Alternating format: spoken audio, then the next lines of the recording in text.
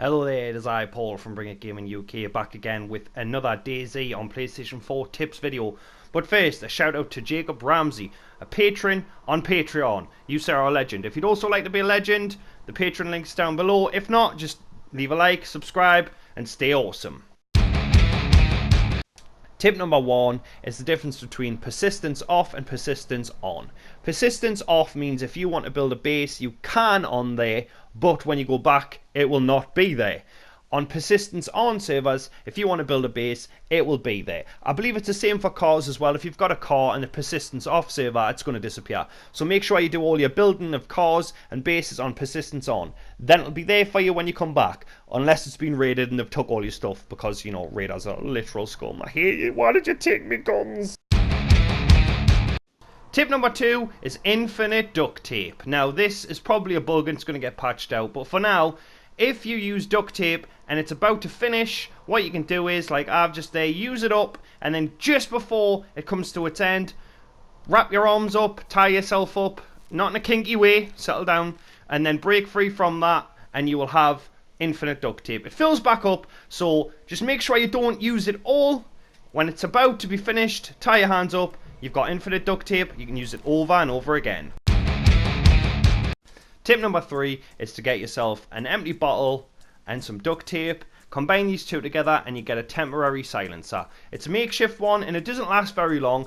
The one I used, I got about 3 shots from it before it broke. But if you're in a pinch, you got some zombies on your butt or somebody's trying to shoot you in the face and you don't want to attract some zombies, duct tape, a bottle, makeshift silencer for your weapons. Do it, people. It's quite cool until you find a proper one.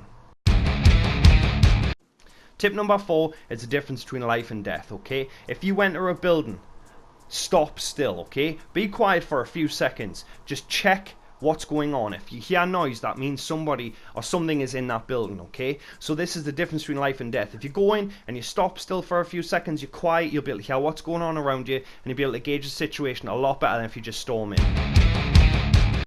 Tip number 5 is to run up and down the coast when you spawn, okay? If you do this, you will be able to find these little boats and they always seem to have supplies on them, okay? It's food and water and stuff like that. You can get your first backpack. I found a backpack down here.